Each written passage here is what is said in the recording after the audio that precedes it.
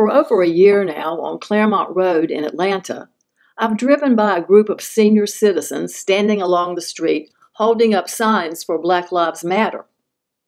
It started in the summer of 2020 during the Black Lives Matter protest, then continued into the fall with the elections, then on to addressing the voter suppression tactics that we Georgians continue to experience.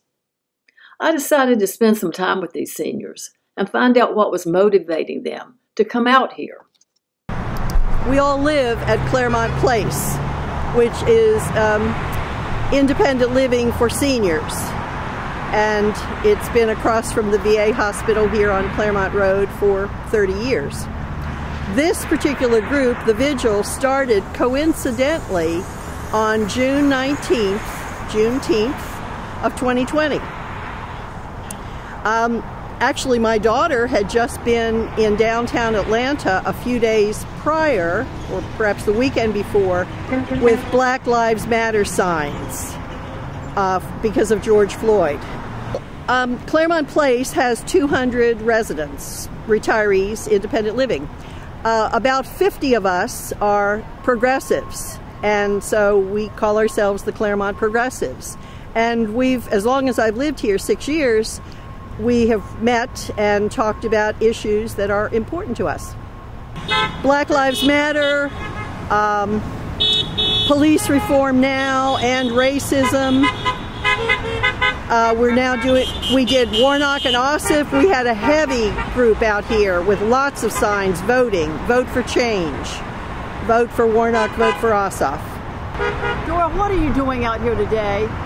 Well, I like to think that we're seniors for justice, and we want people to know that we're still concerned about the issues, wanting a better world for our children and grandchildren and great-grandchildren. But I think when the average person is on the street, it makes an impact. And we've gotten lots of honks. We think people do notice us, and it makes a difference. And I think it means a lot to our group because it sort of unites us and gives us more strength as we, work together. Well, I hope I'm trying to tell Atlanta and the world why it's important to stand up for what we believe in, whether we're talking about our faith, whether we're talking about Americans at our best, whether we're just talking about life. There's a lot to say.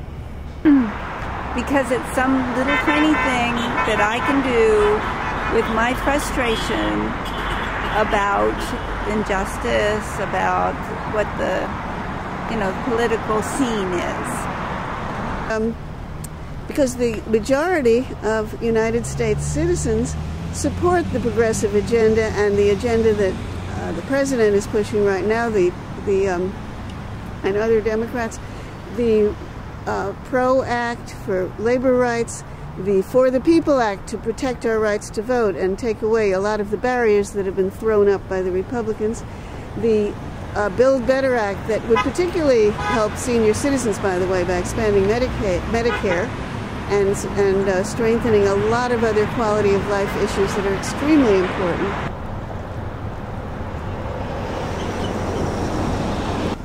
Because we all need to raise our voices. We need to have a vote. Black Lives Matter. I spent my entire life in the South. Those of us who have spent our entire lives in the South understand. You don't have enough hours for me to elaborate on it. Well, there's a lot of reasons. We're out here. The first time we came out, there was a big, important vote coming up for the Senate and House and presidency. And there was a lot of, people really needed to speak out. And because the Trump administration was so bad, we really needed to make some changes. Of all the issues that you've stood out here for, what would you say is you're most passionate about? Well, it was the election for Senate. We really worked for Warnock and Ossoff, and we did a lot of signs and pictures and got a lot of feedback from people that had seen us on the street. So we hope we made an impact on that election. We need for everybody to have an easier way to vote. Preventing the takeover of our country by the right-wing white supremacists and vote suppressors. National politics. But for me, national politics encompasses my beliefs, my philosophy, my faith, my whatever it may be. There's so few ways now I can make a difference that it's just been great to have this outlet. Yeah. Trying to find a way to get the Republicans in the Senate to understand reality. Black lives have to matter. And the reason that that's important is the history of our country, which I think people, as they say, are starting to be woke about. The basis of our country being the wealth of the white people mostly in this country are based on enslavement of African people and the theft and genocide of Native American people. That's vitally important for people to start recognizing, understanding, and taking steps toward reparations for. But I do have a black son-in-law and mixed-race kids, grandkids, and you know, I want them to be able to grow up without prejudice. You know, it's my goal to do my little part to, you know, make sure that they're safe and they're happy and not, you know, a victim of prejudice. Have you ever done anything like this before? No. You've never been a part of the street protest or standing on the side of the road holding up signs? You've never done this? Honestly, not. Not demonstrating this way, no. Have you done any street protesting or anything like that? I have not. I've never actually stood out by the road. It's fun. It's really fun. Have you ever done anything like this before? No. My family is amazed. What would you say to other seniors in their 70s, 80s, and 90s that would want to become involved in current issues, social issues, and political issues? The same as most people do when they say, you do what you can, do anything. One little thing will and can make a difference.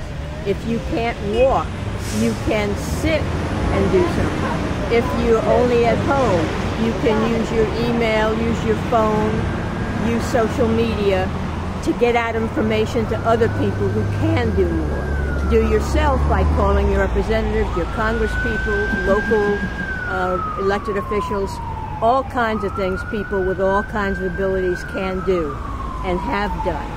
So yeah, whatever level you're at in terms of your abilities, use that in one little way every day and you'll feel like you've done something.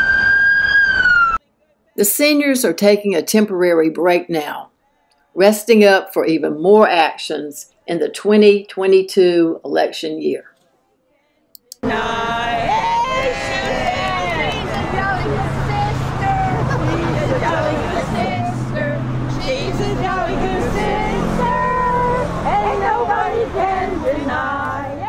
We've lived long enough to know that you can't stop fighting.